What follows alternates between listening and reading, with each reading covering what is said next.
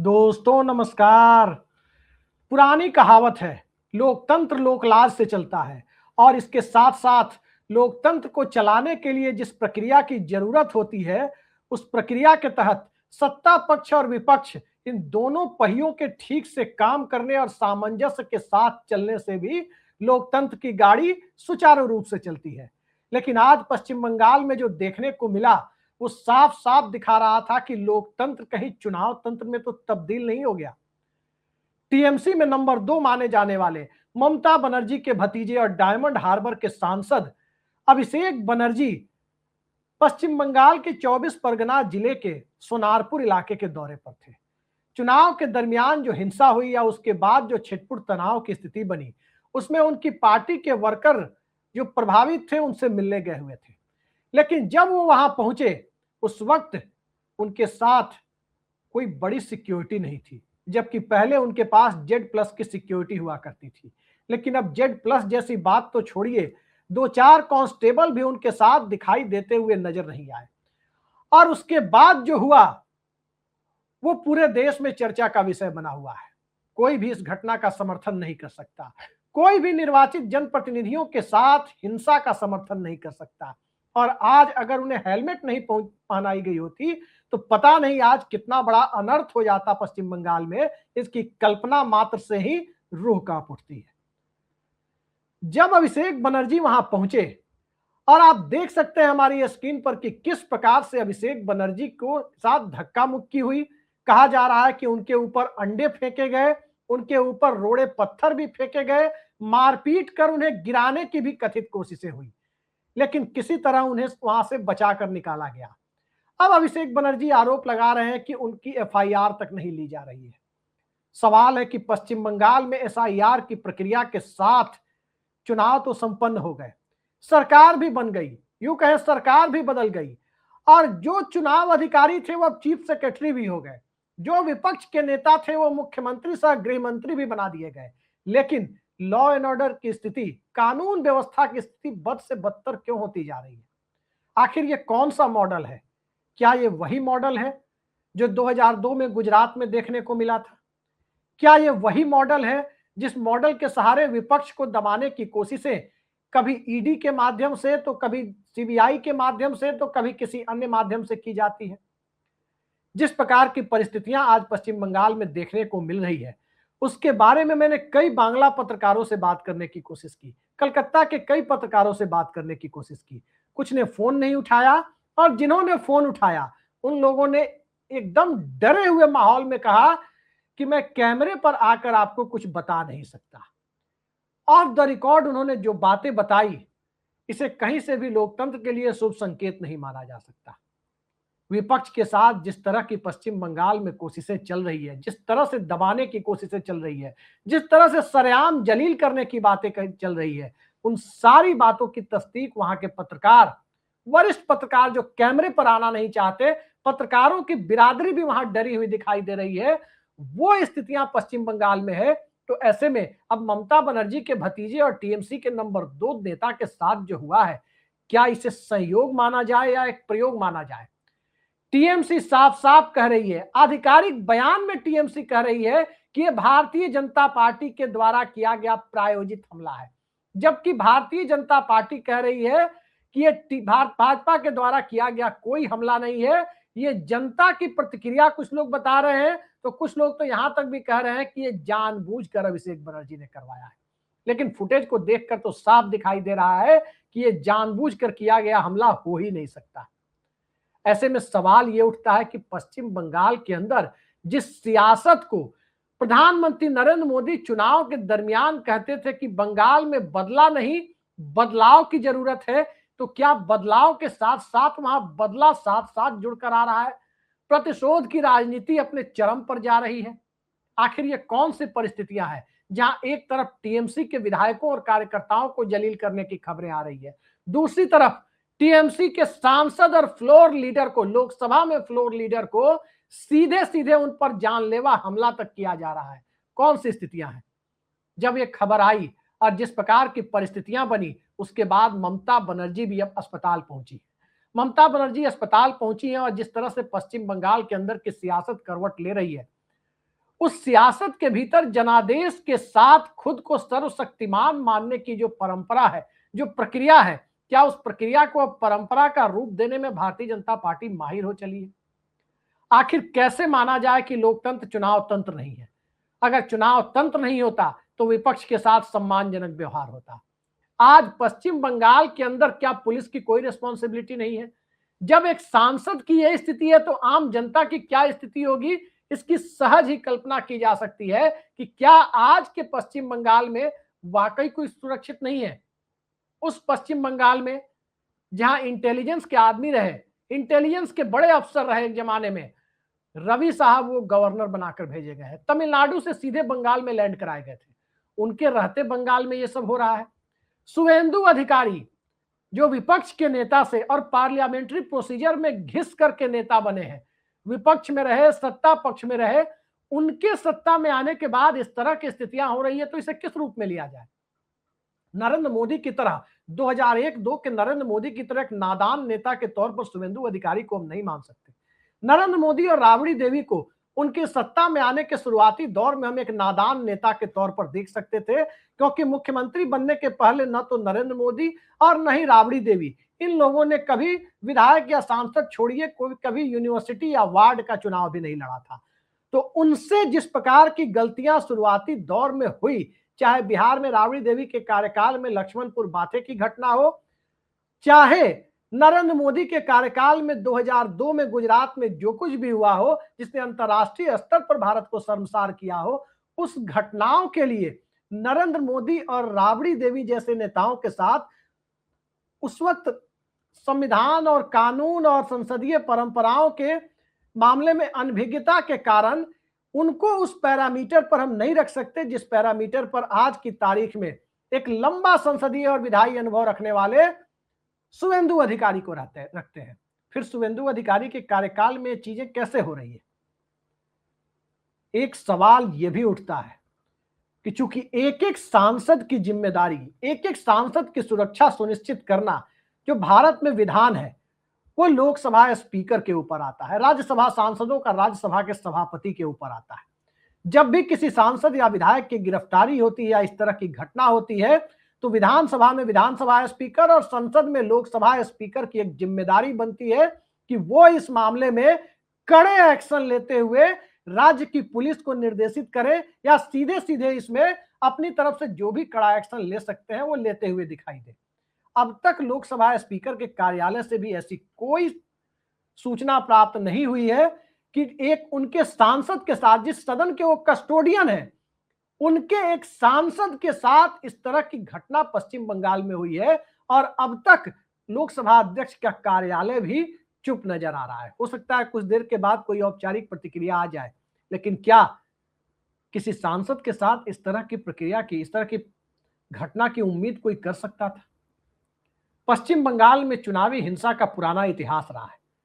पश्चिम बंगाल में लेफ्ट के जमाने में जो कुछ हुआ, पश्चिम बंगाल में ममता बनर्जी के जमाने में जो कुछ हुआ, पश्चिम बंगाल में सिद्धार्थ शंकर रे के जमाने में जो कुछ हुआ, इस आधार पर आज जो कुछ हो रहा है उस बात को लेकर यदि सियासत के नफा नुकसान को और सीधे सीधे रफा दफा करने वाली प्रक्रिया के तहत इसे देखा जाए और रफा दफा कर दिया जाए कि बंगाल में ऐसा होता रहा है, तो फिर भारतीय जनता पार्टी किस बदलाव की बात कर रही थी? याद रखिए, ये बंगाल है, सुभाष चंद्र बोस का बंगाल। ये बंगाल है, वही बंगाल जिस बंगाल के अंदर क्रांतिकारी गतिविधियां इतनी तेज हुआ करती थी कि लॉर्ड कर्जन के जमाने में बंगाल विभाजन और बंग भंग की कोशिशों का जितना तीखा विरोध हुआ, हालात यहां तक पहुंच गए कि राजधानी को कोलकाता से उठाकर दिल्ली शिफ्ट करना पड़ा था। ये बंगाल है। इस बंगाल के अंदर इन सब तरह की घटनाओं से साफ साफ जाहिर होता है कि बंगाल का सेंटिमेंट यदि लोकतांत्रिक तरीके से फिर से उबाल मार गया तो तय मानिए टीएमसी को वापसी करने में भी ज्यादा वक्त नहीं लगेगा। टीएमसी को तोड़ने की कोशिशें चल रही है क्योंकि भारतीय जनता पार्टी दिल्ली में 240 के नंबर पर है। कहीं ना कहीं नीतीश कुमार की पार्टी अब भले ही जिस भूमिका में हो, लेकिन चंद्रबाबू नायडू की पार्टी पर से अपनी निर्भरता खत्म करना चाहती है बीजेपी। लिहाजा एक तरफ विधायकों को तोड़ने की कोशिश, दूसरी तरफ टीएमसी के सांसदों को तोड़ने की कोशिश, तमाम कोशिशें चल रही है। बंगाल के अलग अलग इलाकों से जो स्थानीय पत्रकार बता रहे हैं कि टीएमसी के जो जीते हुए विधायक हैं उनके साथ भी बदसलूकी हो रही है। सवाल यह है कि जिन 40% वोटर ने टीएमसी को वोट दिया, सर और पैर वाली प्रक्रिया जो चुनाव में अपनाई गई, सर कहा गया, सुप्रीम कोर्ट से लेकर के जमीन तक सर की चर्चा हुई, बावजूद इसके 40% से ज्यादा वोट लेकर जो टीएमसी सत्ता में आई है, क्या उन 40% वोटों के और उन वोटर के लोकतांत्रिक मिजाज और उनके लोकतांत्रिक इकबाल का कोई ख्याल बंगाल सरकार को नहीं है? आखिर बंगाल में हो क्या रहा है? सत्ता परिवर्तन का मतलब क्या यही होता है कि विपक्ष के साथ कोई किसी तरह की बदसलूकी शुरू हो जाए? बिहार में भी तेजस्वी यादव की हार हुई, लेकिन क्या तेजस्वी यादव की हार के बाद तेजस्वी यादव के साथ कहीं मारपीट हो गई क्या? वहां भी नीतीश कुमार आए और अब सम्राट चौधरी हैं। भले ही आज खबर आ रही है कि राबड़ी देवी का बंगला खाली कराया जा रहा है, वो घटना भी अच्छी नहीं है, क्योंकि राबड़ी देवी कैबिनेट रैंक के साथ हैं, वो विधान परिषद में विपक्ष की नेता है, उनको कैबिनेट रैंक है और कैबिनेट रैंक का बंगला ही उन्हें मिला हुआ है, लिहाजा बंगला बदलने की जरूरत क्यों पड़ रही है? ठीक इसी तरह से उत्तर प्रदेश में बसपा जीती, सपा जीती, भाजपा जीती, लेकिन क्या वहां अखिलेश यादव या मायावती के साथ कोई बदसलूकी हो गई क्या? आखिर वो कौन सी प्रक्रिया है, कौन सी परिस्थिति बन गई है जहां नरेंद्र मोदी के मुख्यमंत्री रहते हुए गुजरात में एक सांसद एहसान जाफरी का दुखद अंत हो गया था, सांप्रदायिक हिंसा भड़क उठी थी और पश्चिम बंगाल के अंदर लगातार तनाव की खबरें आ रही हैं। ये किस तरह का जनादेश है और किस तरह की सरकार सत्ता में आई है? किस तरह से दिल्ली से कहा जा रहा था कि अगले 3-4 महीने तक चुनाव के बाद भी सेंट्रल फोर्सेज बंगाल में मौजूद रहेगी। क्या वो सेंट्रल फोर्सेज जो बंगाल में मौजूद रहने की बात कही जा रही थी, क्या वो एक सांसद को सुरक्षा नहीं दे सकती थी? ये सारे ऐसे सवाल हैं जिन सवालों के इर्द गिर्द मौजूदा दौर में उस राज्य की राजनीति को कसौटी पर कसने की कोशिश की जा रही है, जिस राज्य के साथ साथ तर्कपूर्ण विवेचना अपने आप जुड़ जाती है। बड़े बड़े लेखक बंगाल से आए, बड़े बड़े नोबेल पुरस्कार विजेता बंगाल से आए। जितने नोबेल पुरस्कार हमारे देश को, भारत को बंगाल ने दिलाए, उतने किसी दूसरे राज्य ने नहीं दिलाए। उस बंगाल में आर्गुमेंटेटिव इंडियन लिखने वाले लेखक भी नोबेल पुरस्कार लेकर आए। पूरी दुनिया में बंगाल के इंटेलेक्ट का, वहां की बौद्धिकता का लोहा माना जाता है, लेकिन वो बौद्धिकता क्या मौजूदा दौर में एक ऐसी विचारधारा के साथ जुड़ती हुई दिखाई दे रही है जहां न तो विपक्ष के लिए कोई स्पेस हो, ना ही सिविल सोसाइटी के लिए कोई स्पेस हो, और अंततः घूम फिर करके सांप्रदायिकता के सहारे राज्य को एक ऐसे माहौल में ढाला जाए जिस माहौल के लिए बंगाल जाना नहीं जाता रहा है। अभिषेक बनर्जी का गुनाह क्या था? क्या कार्यकर्ताओं से मिलना गुनाह था?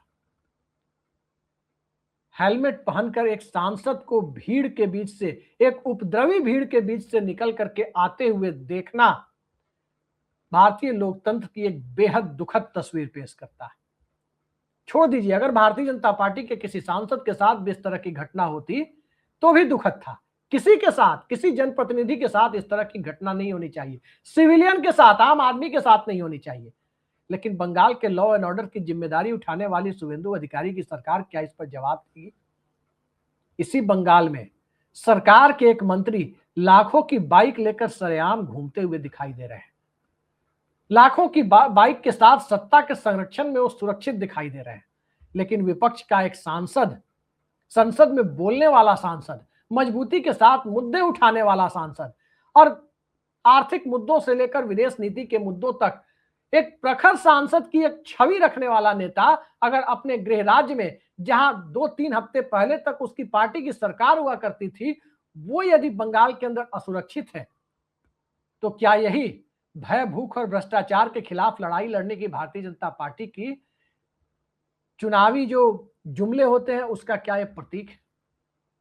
कई सारे सवाल हैं और इन सवालों के इर्द गिर्द जहां एक तरफ इस देश के नौजवानों के गुस्से को देखें, तो वही भारतीय जनता पार्टी जो केंद्र की सत्ता में बैठी हुई है और केंद्र की उसकी सरकार ना तो मेडिकल एंट्रेंस के लिए नीट की परीक्षा निष्पक्ष ढंग से संपन्न करा पा रही है, वायुसेना के विमान से क्वेश्चन पेपर पहुंचाए जाएंगे, यहां तक की खबरें उड़ती हुई पहुंच रही है।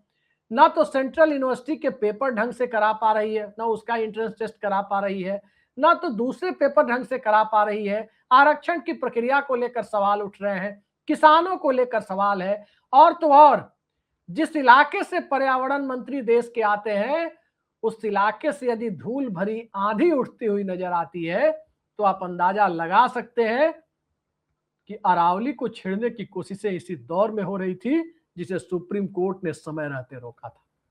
कहने का मतलब यह है कि न तो पर्यावरण की चिंता है, न नौजवानों की चिंता है, न किसानों की चिंता है।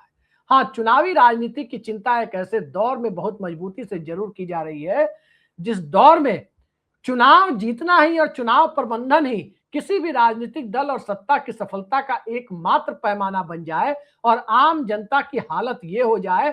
खासकर बंगाल की बात करें, बंगाल तो कम से कम थोड़ा, अभी 3 हफ्ते पहले ही भारतीय जनता पार्टी आई है, लेकिन थोड़ा बेहतर स्थिति में दिखाई देता है पर कैपिटा इनकम के मामले में। 15 साल के ममता बनर्जी के शासनकाल को कुछ भी कहा जाए, लेकिन वो बेहतर स्थिति में है। लेकिन जिस बांग्लादेश का हवाला दिया जाता है कि बांग्लादेश से घुसपैठिए आ रहे हैं, आज ही आंकड़ा देख रहे थे, बांग्लादेश की प्रति व्यक्ति आय भारत की आय से ऊपर है। अब ऐसी स्थिति में क्या घुसपैठिए भूखों मरने आएंगे? जिस देश के अंदर 80 करोड़ लोग 5 किलो राशन पर हो, वहां घुसपैठिए 5 किलो राशन लेने के लिए अपना वतन छोड़कर आएंगे। ठीक है, एक जमाने में घुसपैठ होती होगी, इनकार नहीं किया जा सकता। आज की तारीख में बंगाल के अंदर जब सांसद की मीटिंग के बीच घुसपैठ करते हुए लोग पहुंचकर और सांसद के साथ हिंसक वारदात करते हुए नजर आ सकते हैं, उस स्थिति में क्या लॉ एंड ऑर्डर के मामले में सीना ठोकने का कोई तुक रह जाता है बंगाल सरकार के पास? अब यह देखना लाजमी है कि बंगाल के अंदर राजनीतिक और लोकतांत्रिक तरीके से कैसे इस घटना को लिया जाता है। निश्चित तौर पर पक्ष और विपक्ष के बीच की जो सियासत है, उस सियासत के बीच अगर हिंसा इस रूप में हावी होती हुई नजर आए तो आने वाले समय में अंतर्राष्ट्रीय स्तर पर जो देश की छवि बन रही है वो और कितनी गिरेगी, कहा नहीं जा सकता है। हिंदी पत्रकारिता के 200 साल पूरे होने का जश्न मना रहे, लेकिन इसी दरमियान बंगाल के पत्रकार हमारे साथ चैनल पर आकर बोलने से कतरा रहे हैं कि अभिषेक बनर्जी के साथ क्या हुआ, और कुछ कहने को रह नहीं जाता। बंगाल के अंदर कहीं ना कहीं फ्रीडम ऑफ एक्सप्रेशन, जिसे आर्टिकल 19 कहते हैं, अभिव्यक्ति की स्वतंत्रता, क्या वह भी कॉम्प्रोमाइज हो रही है? थोड़ा इंतजार कीजिए, अभी लोग भले ही चुप दिखाई दे रहे हो, धीरे धीरे लोग बोलना शुरू करेंगे। कम्युनिस्ट पार्टियों की सरकार के खिलाफ भी लोगों ने बोलना शुरू किया, ममता बनर्जी की सरकार के खिलाफ भी बंगाल में लोगों ने बोलना शुरू किया, भारतीय जनता पार्टी की सरकार के खिलाफ भी लोग बोलना शुरू करेंगे, ये तय है। याद रखिए, बंगाल को चुप नहीं कराया जा सकता।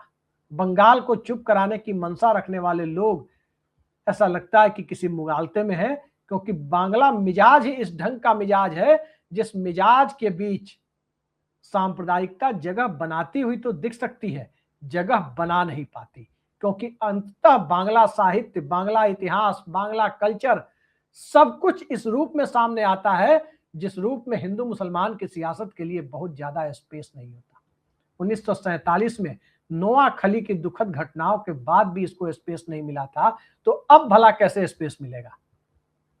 सवाल यह है कि टीएमसी की जो प्रतिक्रिया है, क्या वो इंडिया अलायंस को एकजुट रखने में कामयाब होगी, और क्या इंडिया अलायंस की तरफ से इस पर कोई एक बड़ी प्रतिक्रिया सामने आएगी?